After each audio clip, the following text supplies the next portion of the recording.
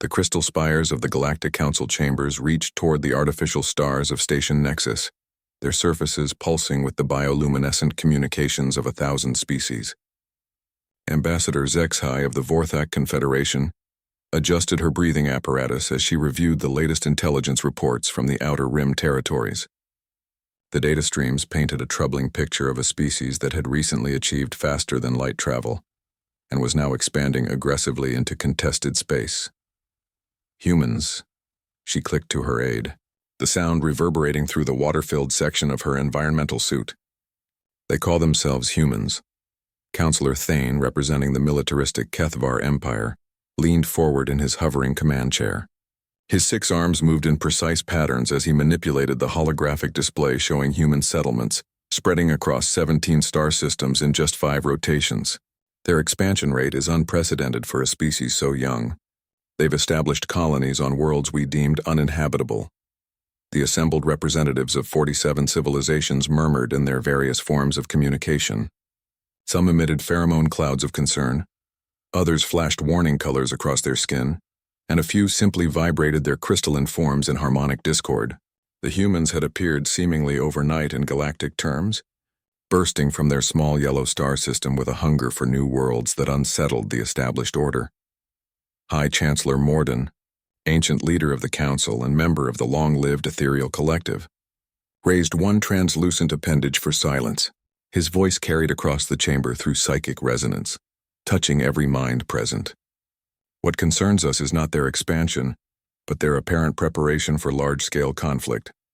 Our deep space reconnaissance indicates massive military buildup across all human settlements. The holographic display shifted to show human installations bristling with weapons platforms, orbital defense grids, and what appeared to be enormous military training facilities.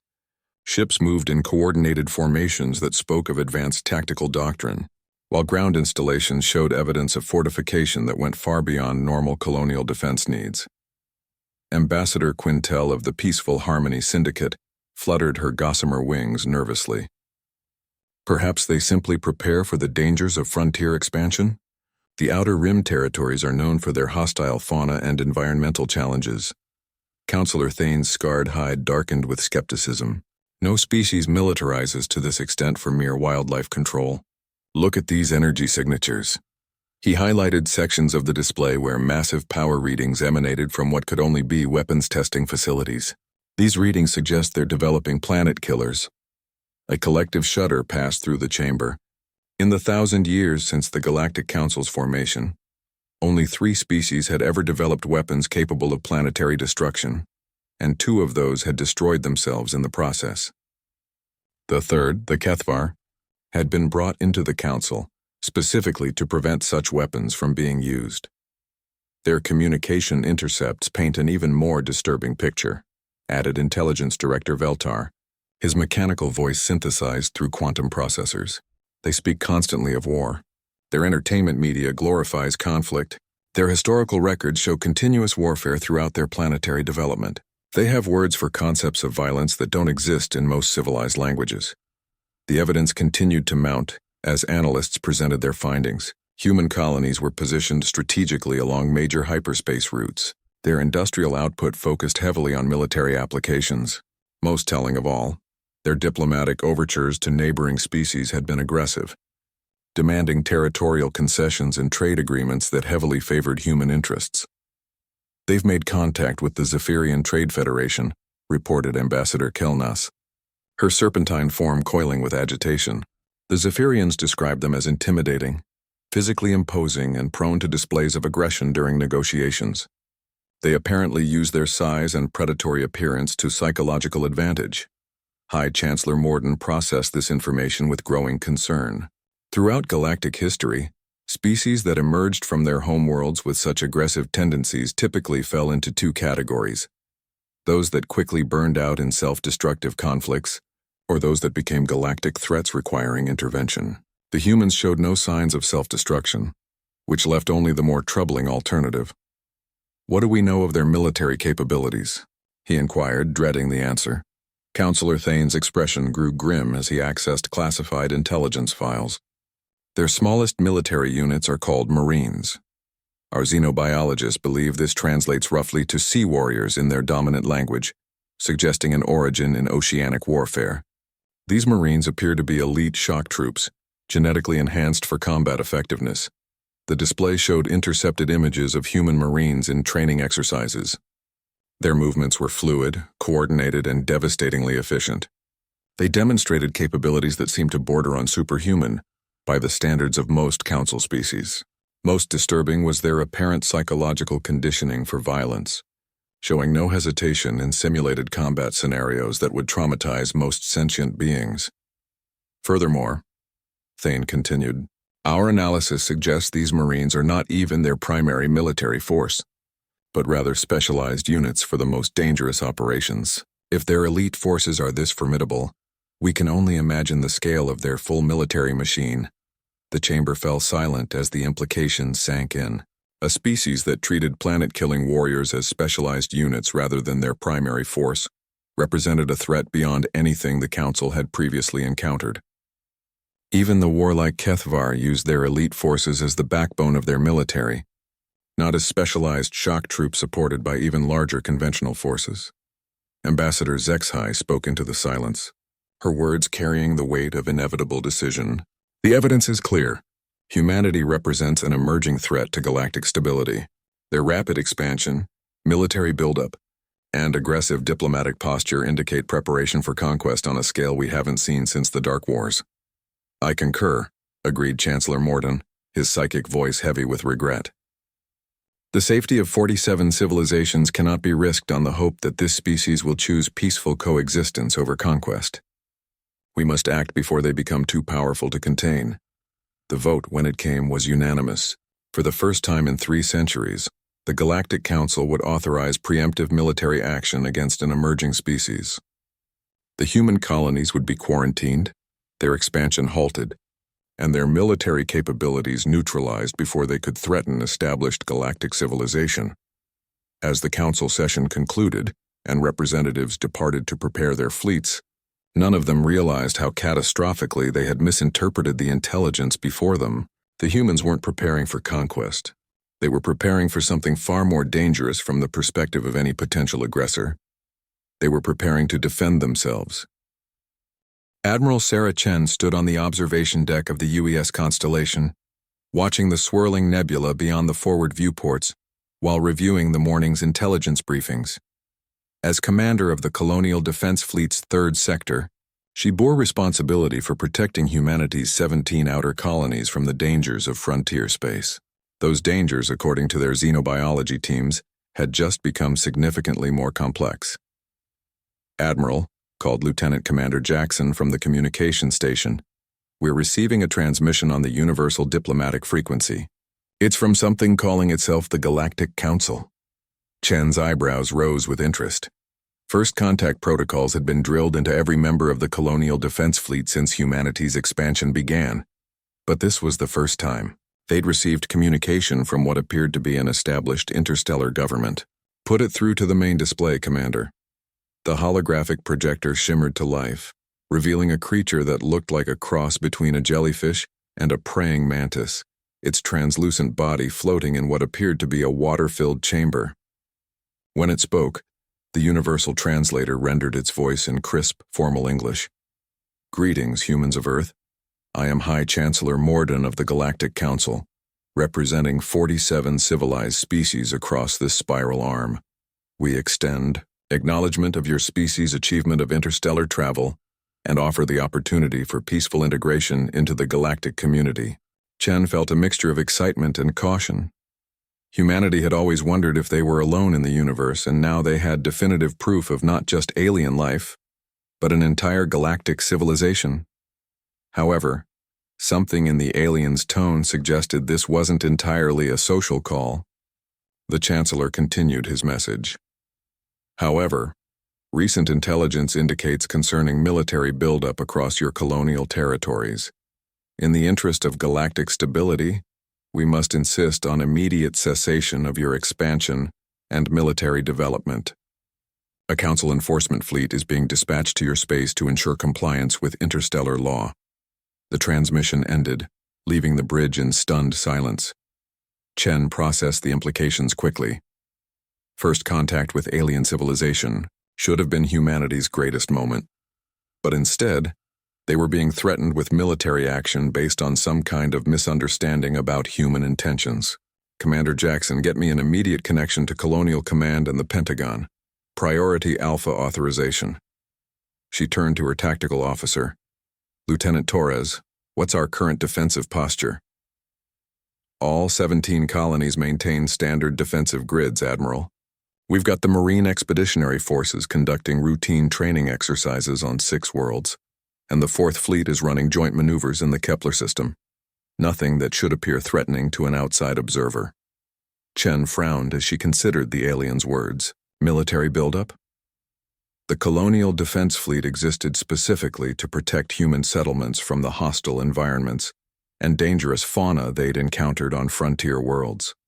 Some planets harbored predators capable of taking down armored vehicles, while others presented environmental hazards that required military-grade equipment to survive.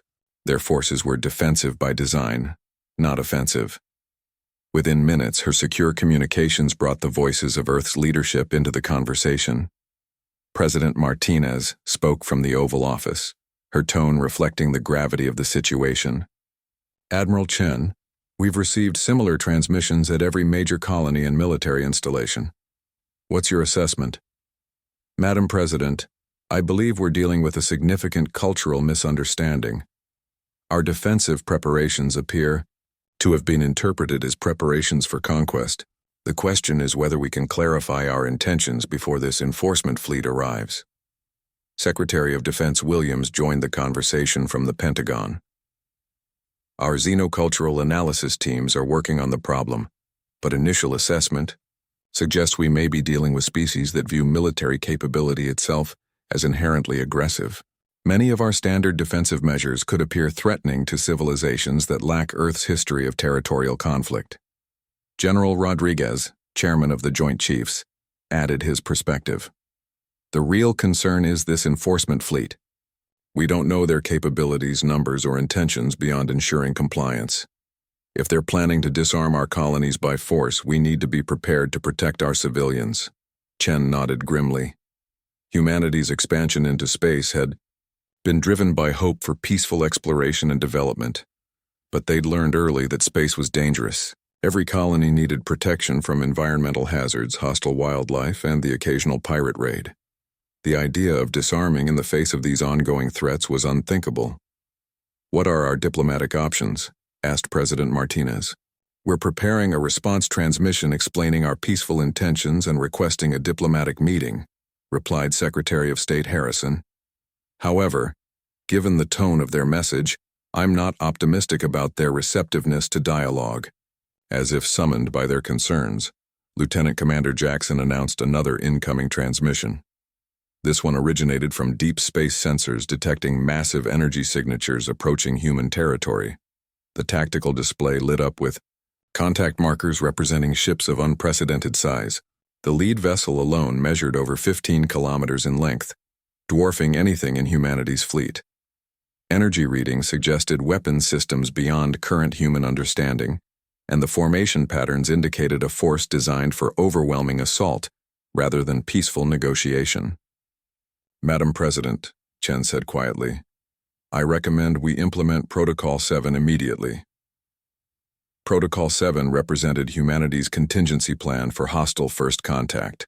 Every colonial administrator, military commander, and civilian leader had been briefed on the procedures. Evacuation of non-essential personnel, activation of all defensive systems, and preparation for asymmetric resistance against technologically superior opposition. Approved, Admiral. All colonial forces are hereby authorized to implement Protocol 7. Our priority is protecting civilian populations while demonstrating that humanity will not submit to unprovoked aggression. General Rodriguez's voice carried the weight of military necessity. Admiral, I'm authorizing the deployment of Marine Expeditionary Forces to all colonies under immediate threat.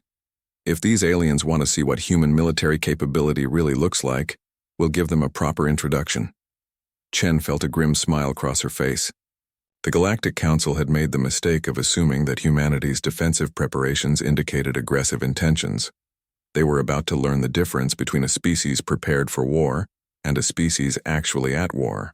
Lieutenant Torres, signal all Colonial Defense Fleet units to assume combat readiness Alpha. Inform the Marine commands that we're implementing full defensive protocols. Aye, Admiral. Should I relay standard rules of engagement? Chen considered this carefully. Humanity was about to face its first interstellar conflict against an unknown enemy with superior technology and numerical advantage, but they had advantages of their own that the aliens clearly didn't understand. Negative, Lieutenant. Relay special rules of engagement. We're not dealing with fellow humans anymore. These aliens have demonstrated hostile intent against civilian populations. Standard restraint protocols are suspended pending reassessment of the tactical situation. As the bridge crew began implementing her orders, Chen reflected on the irony of the situation. The Galactic Council had convinced itself that humans were a threat because of their military preparations. They were about to discover that they had created the very threat they sought to prevent. The difference was that now, instead of facing a peaceful species that happened to maintain strong defenses, they would face a species that had just been convinced that its survival depended on military victory. Colonel Marcus Stone felt the familiar vibration of atmospheric entry through the hull of his dropship as the 2nd Marine Expeditionary Unit descended toward New Sparta Colony. Through the reinforced viewports, he watched the alien fleet establishing orbital positions above the planet's 3 major settlements. The enemy ships moved with the confidence of a superior force, conducting a routine pacification operation. Their formations textbook examples of overwhelming firepower deployment. They had no idea what they were about to encounter. 2 minutes to drop zone.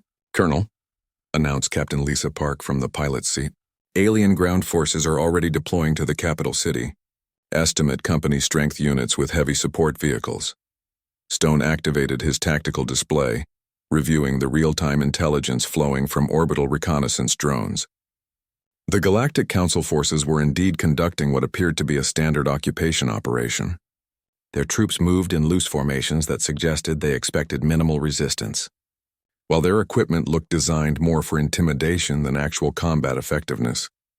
Gunnery Sergeant Rodriguez, give me a situation report on the civilians. Rodriguez's scarred face showed the grim satisfaction of a Marine who'd seen action on 6 different worlds. Sir, emergency evacuation protocols got most civilians to the underground shelters.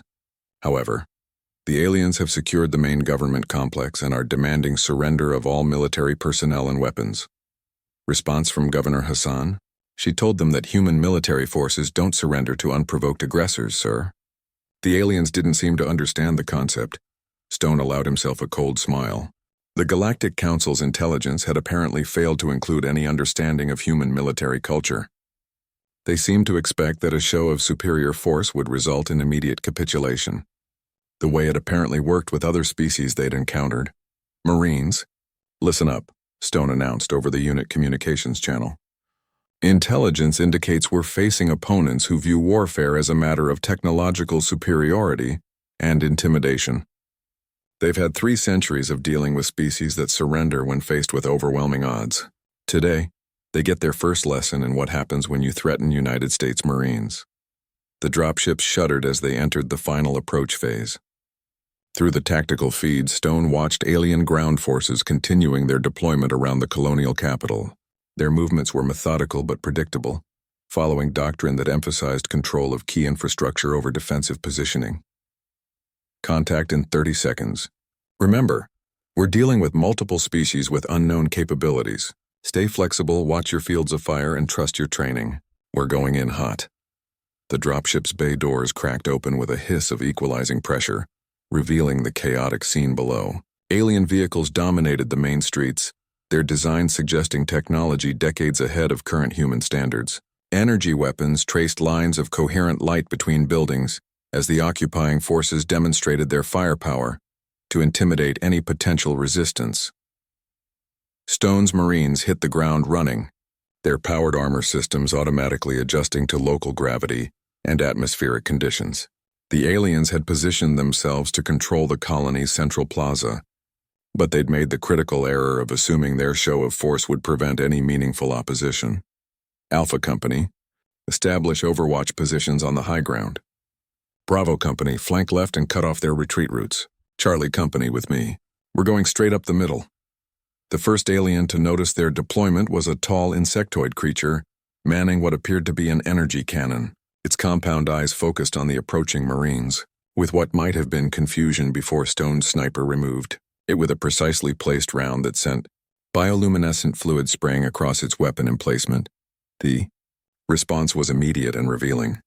Instead of taking cover and returning coordinated fire like human forces would, the aliens clustered together around their vehicles, apparently seeking the psychological comfort of numbers.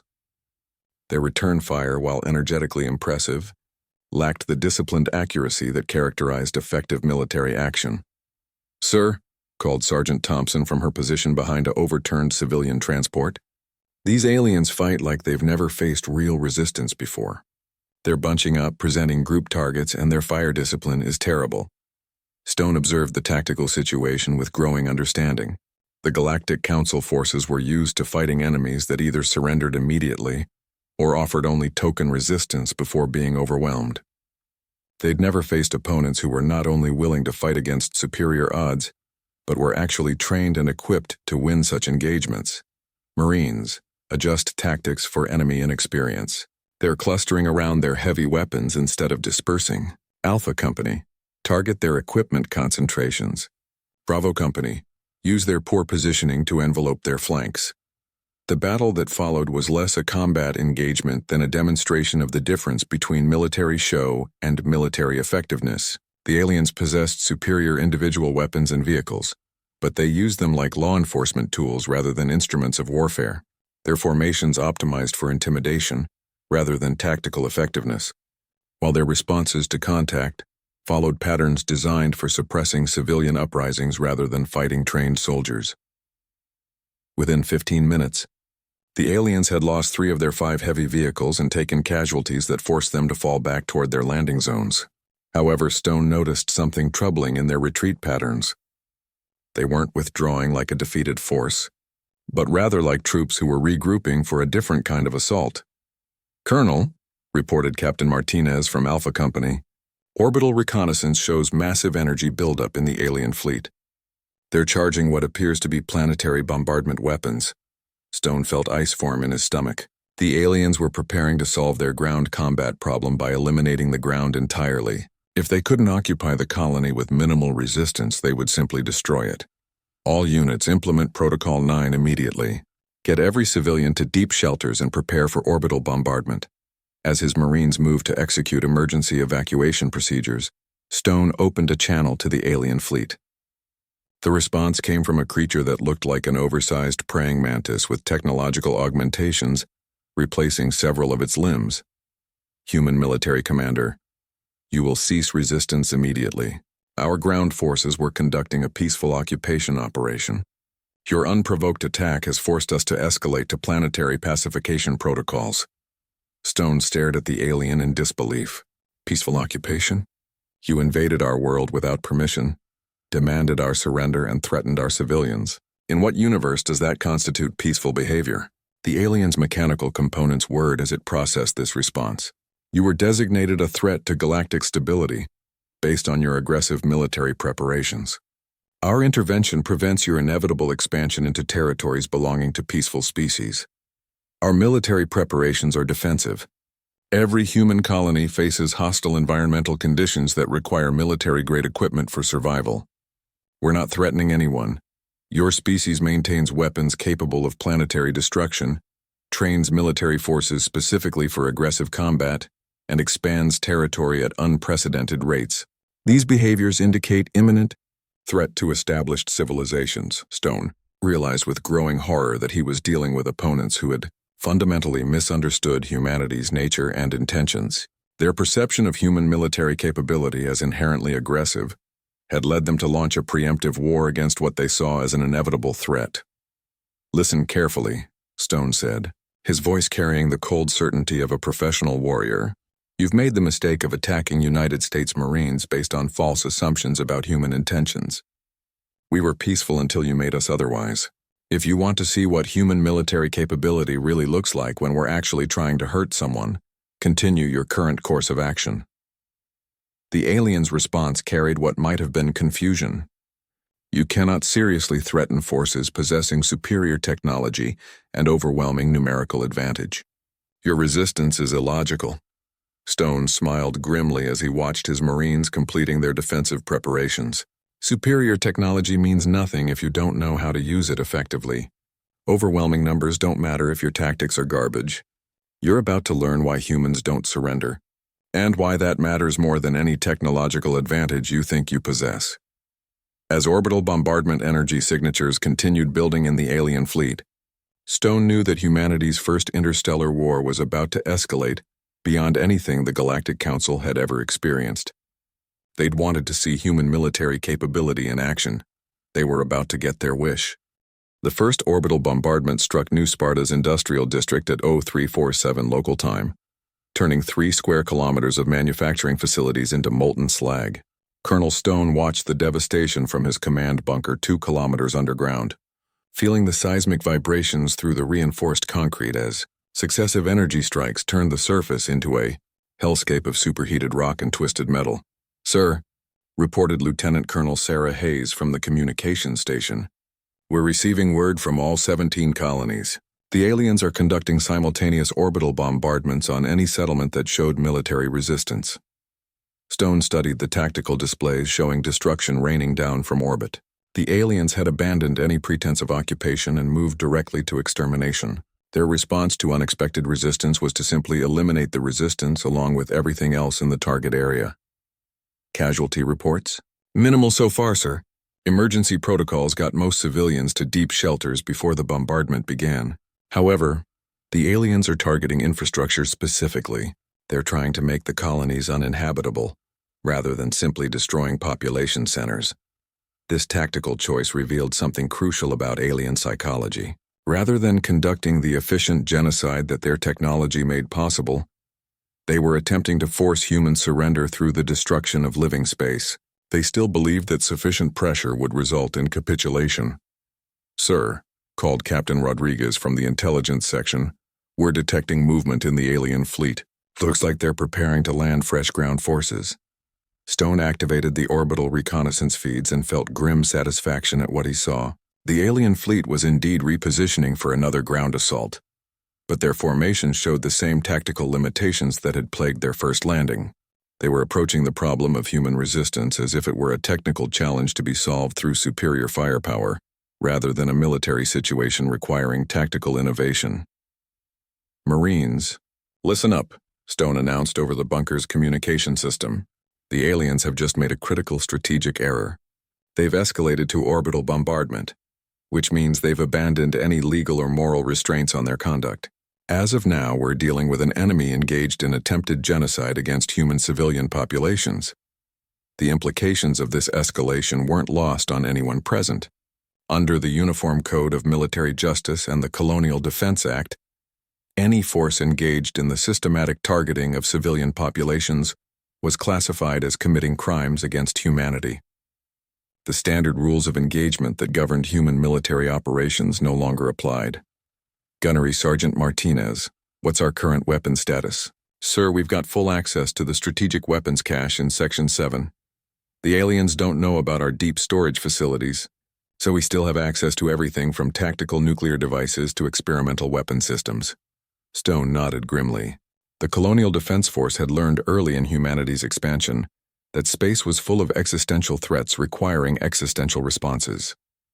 Every major colony maintained strategic weapons capabilities designed to deal with threats that conventional forces couldn't handle. The aliens had just qualified themselves for that category. "Sir," reported Captain Park from the Tactical Analysis Station, "orbital reconnaissance shows the alien fleet positioning for concentrated assault on our primary population center. They're bringing down their largest ships for close-range bombardment." This was exactly what Stone had been hoping for. The aliens' confidence in their technological superiority was leading them to bring their most valuable assets within range of weapons they didn't know existed. Their intelligence had focused so heavily on human expansion and military training that they'd missed the strategic weapon systems designed for exactly this type of scenario. Implementation of Protocol 12 authorized. Target the largest enemy vessels with strategic response systems. Protocol 12 represented humanity's doctrine for asymmetric warfare against technologically superior opponents. Rather than attempting to match alien technology directly, human forces would leverage advantages in tactical innovation, strategic positioning, and willingness to accept casualties that would be unacceptable to most species. The first strategic warhead launched from a concealed silo 50 kilometers from the main colony, its trajectory calculated to intercept the alien flagship during its bombardment approach. The weapon was one of humanity's newest designs, combining nuclear explosive force with exotic matter containment fields that created temporary gravitational anomalies. The alien flagship, a massive vessel designed to intimidate through sheer size, had no defensive systems capable of handling a weapon that created localized space-time distortions. The strategic warhead detonated at precisely calculated range, collapsing a section of the ship's hull into a brief but devastating artificial singularity. The effect on the alien fleet was immediate and telling. Instead of maintaining formation and continuing their assault, the surviving ships scattered in apparent panic. Their response suggested species that had never experienced the loss of a capital ship to inferior technology, and the psychological impact was clearly severe. "Sir," called Lieutenant Hayes with barely concealed excitement, "we're receiving communication from the alien fleet. They're demanding to know what type of weapon we used." Stone activated the communication channel, finding himself face to face with the same insectoid alien commander from earlier. However, the creature's demeanor had changed dramatically. Where before it had projected confident authority, now it displayed what could only be described as shocked confusion. "Human military commander, your forces have deployed weapons of unknown classification. This escalation violates established protocols for colonial pacification operations." Stone felt a moment of genuine surprise. "Pacification operations? You've been conducting orbital bombardment against civilian targets. That's not pacification, that's attempted extermination." "Negative. Our bombardment targeted military infrastructure and industrial capabilities. Civilian casualties were minimized through precision targeting systems." The fundamental disconnect in understanding became clear to Stone. The aliens viewed their actions as measured, proportional responses to human military capability. They literally didn't understand that from a human perspective, any uninvited military action against colonial territories constituted an act of war justifying unlimited response. "Listen very carefully," Stone said, his voice carrying the cold authority of someone accustomed to being obeyed. "You have conducted unprovoked attacks against United States territories, targeted civilian infrastructure, and attempted to force the surrender of American military personnel. Under human law, you are now classified as enemy combatants engaged in crimes against humanity. This classification is irrelevant. Your resistance to lawful Galactic Council authority constitutes illegal insurrection against established interstellar law." Stone realized that he was dealing with opponents who possessed sophisticated technology, but lacked any understanding of human military, culture, or strategic thinking. They viewed warfare as a matter of applying superior force until the opponent acknowledged defeat, without understanding that some species simply don't surrender regardless of the odds. "Here's what's going to happen," Stone continued. "You're going to withdraw your forces from human space immediately. Any alien vessel that remains in our territory after 24 hours will be destroyed. Any alien force that continues targeting human civilians will face strategic weapons response." The alien commander's mechanical augmentations whirred as it processed this ultimatum. "You cannot seriously threaten Galactic Council forces with your limited technological capabilities. Our fleet maintains overwhelming superiority in both numbers and individual vessel capabilities." Stone smiled with the confidence of a Marine who had just proven that superior technology means nothing without the tactical knowledge to use it effectively. "We just destroyed your flagship with a single weapon. Your technological superiority means nothing if you don't understand the strategic situation you're facing." As if to emphasize his point, 2 more strategic warheads launched from concealed positions, targeting alien cruisers that had moved within range. The explosions lit up the orbital space above New Sparta as exotic matter weapons tore through defensive systems designed to handle conventional energy attacks. The Alien commander stared at the tactical displays showing the destruction of 2 more major vessels. When it spoke again, its voice carried a note that might have been fear. What manner of species continues fighting against impossible odds? Stone's answer carried the weight of human history and the certainty of a warrior culture that had never learned to quit. The kind that doesn't surrender. High Chancellor Morden floated in his command chamber aboard the Council battleship Eternal Harmony, watching tactical displays that showed a nightmare scenario no one had prepared for. In the span of 6 hours, humanity had destroyed 8 major Council vessels, including 2 flagships and a dreadnought, using weapons that appeared to violate several known laws of physics. Report, he commanded, his psychic voice carrying undertones of stress that hadn't been present in 3 centuries of peaceful rule. Fleet Admiral Kethvar Thane's scarred hide had darkened to almost black, a sign of extreme agitation in his species. Chancellor, human forces have deployed strategic weapons across all 17 colony systems. Our fleet strength has been reduced by 37%, with most losses occurring among our heaviest units. The implications were staggering. The Galactic Council had assembled the largest military force in its history to deal with what they perceived as an emerging threat. Instead, they had walked into a carefully prepared killing field where every advantage they possessed had been turned against them.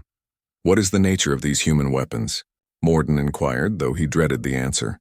Science Director Veltar's mechanical voice carried a note of professional fascination mixed with fear. The humans appear to have weaponized gravitational manipulation technology. Their strategic warheads create localized space-time distortions that our defensive systems cannot counter. Furthermore, they're deploying these weapons from concealed positions that our reconnaissance failed to detect. Admiral Thane's frustration was evident in the aggressive patterns of his arm movements. Our intelligence completely failed to identify the true nature of human military capability. We prepared for conventional warfare against a species with limited technological development. Instead, we're facing opponents who have developed exotic physics weapons and deployment strategies specifically designed to counter superior conventional forces. The worst part, from Morden's perspective, was the growing realization that the humans weren't even deploying their full military capability. Intelligence reports from the outer colonies suggested that Earth itself maintained defensive systems that made the colonial weapons look primitive by comparison. Humanity had been holding back, using only the minimum force necessary to achieve their tactical objectives. Sir, reported Communications Director Zalith, we're receiving additional transmissions from human military commanders. They're demanding the immediate withdrawal of all Council forces from human space with a deadline of 18 hours. Response from our diplomatic corps? Negative, sir. The humans have refused all diplomatic contact except for military communications regarding surrender terms. This was perhaps the most disturbing aspect of the entire situation. The Galactic Council had extensive experience negotiating with hostile species, but the humans had simply rejected diplomacy entirely. They appeared to view the Council's initial attack as having moved the relationship permanently into the military sphere. What are their stated terms for cessation of hostilities? Morden asked, though he suspected the answer would be unacceptable. Admiral Thane accessed the human communications with obvious reluctance. Complete withdrawal of Council forces from human space, formal acknowledgement that human expansion was defensive rather than aggressive, and reparations for damage to colonial infrastructure. They're also demanding the establishment of permanent buffer zones around human territory. The terms were actually remarkably restrained by galactic standards, but they represented something unprecedented in Council history. A newly contacted species dictating terms to the established galactic government. The precedent this would set for other emerging civilizations could destabilize the entire political structure that had maintained peace for a millennium. Unacceptable, Morden declared. The Council cannot be seen to capitulate to a single species, regardless of their military capability.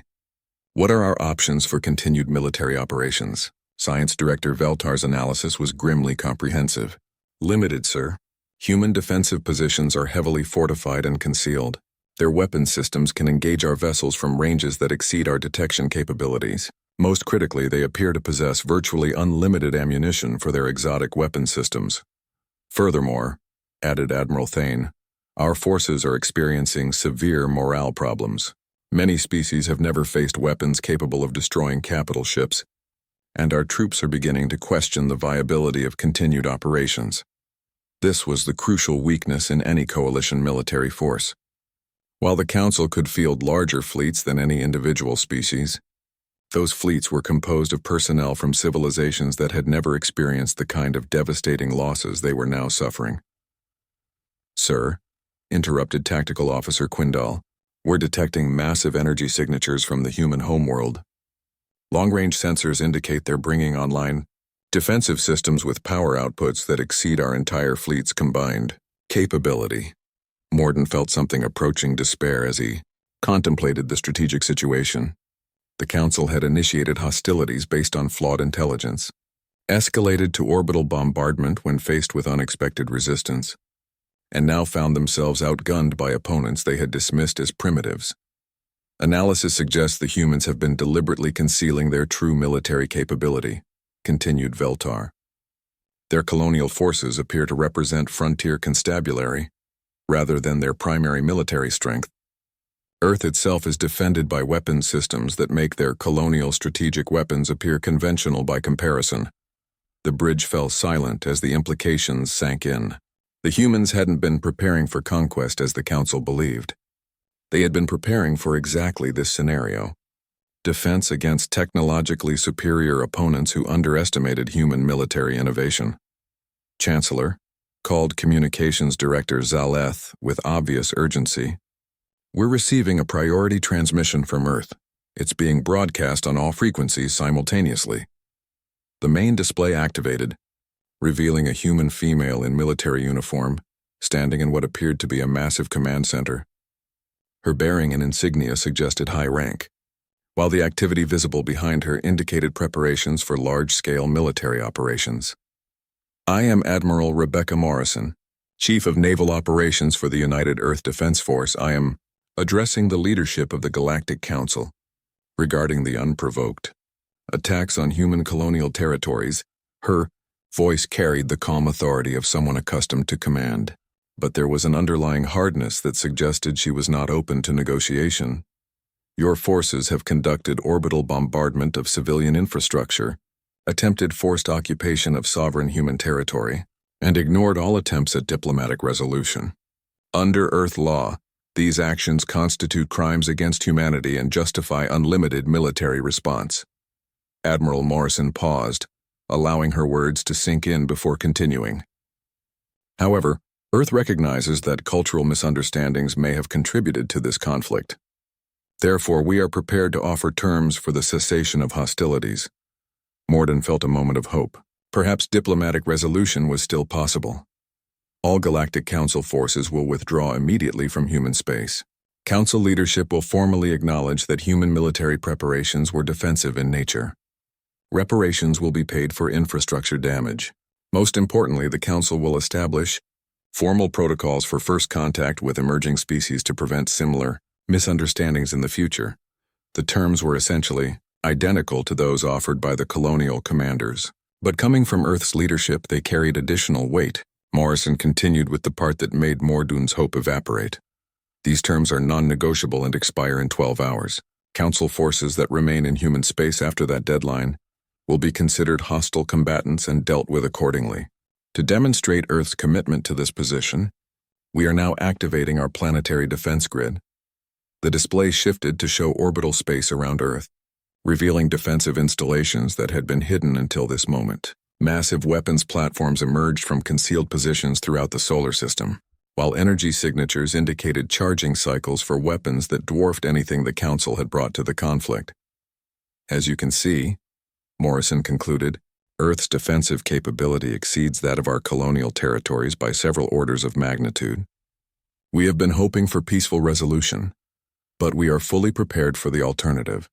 The transmission ended, leaving the Council leadership in stunned silence. The humans had just revealed that their true military strength was vastly greater than anything they had demonstrated so far, while simultaneously offering terms that would represent complete capitulation by Council forces. Admiral Thane was the first to speak.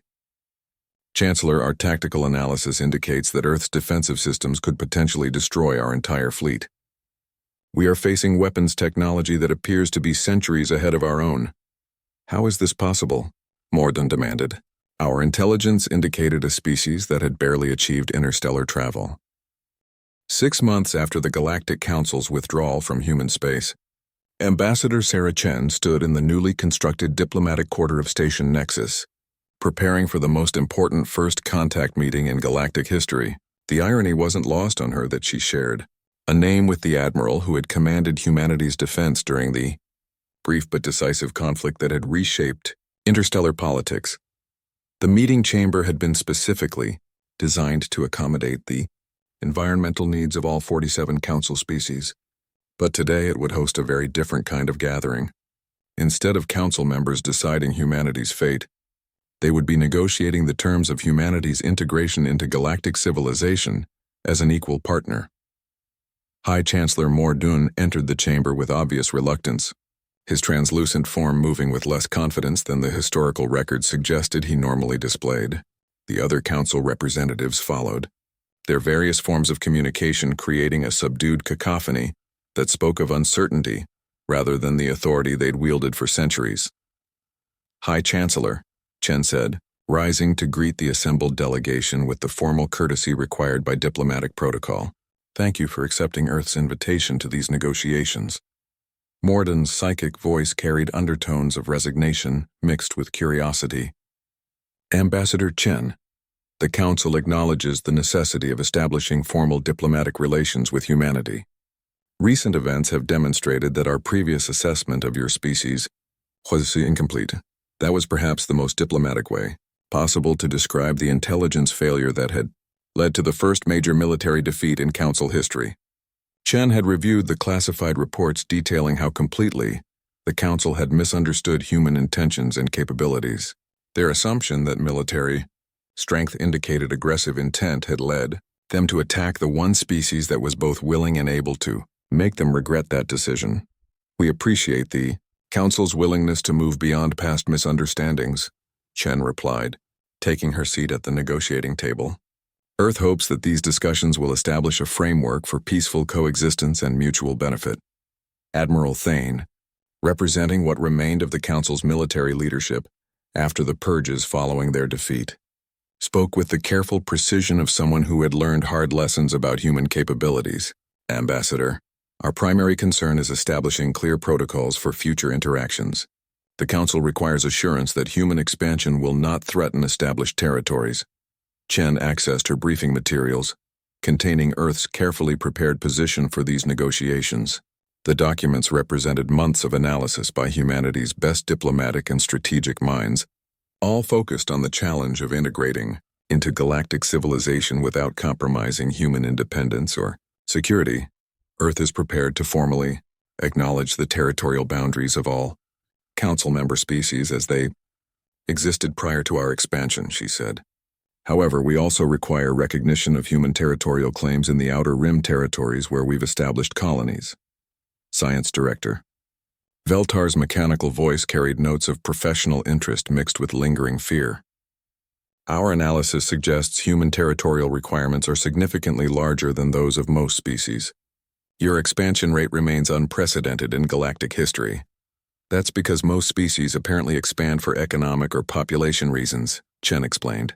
Human expansion is driven by security considerations. We require sufficient territory to maintain strategic depth against potential threats.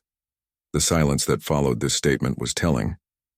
The Council had learned that when humans spoke of security considerations, they meant preparations for exactly the kind of conflict that had just concluded. The idea of a species that expanded specifically to improve their defensive position was apparently unprecedented in galactic experience. Furthermore, Chen continued, Earth proposes the establishment of joint Human Council research initiatives focused on defensive technologies and early warning systems for galactic threats. Morden's psychic emanations carried surprise. You propose sharing military technology with species that recently attacked your colonies? We propose sharing defensive technology with allies who have learned not to mistake defensive preparations for aggressive intent, Chen corrected. Earth's analysis suggests that the galaxy faces potential threats that make our recent conflict look trivial by comparison. This was the crucial element of Earth's diplomatic strategy.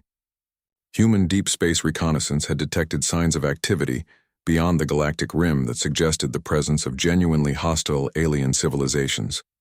Unlike the Council species, which had developed in relative isolation, humans had prepared for the possibility that not all alien contact would be peaceful.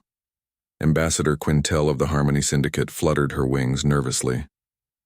What manner of threats could justify the level of military preparation that initially concerned the Council? Chen activated the holographic display, showing reconnaissance data that made several Council representatives recoil in obvious alarm. The images revealed massive artificial structures moving through intergalactic space, their energy signatures suggesting technology that made even human weapons look primitive.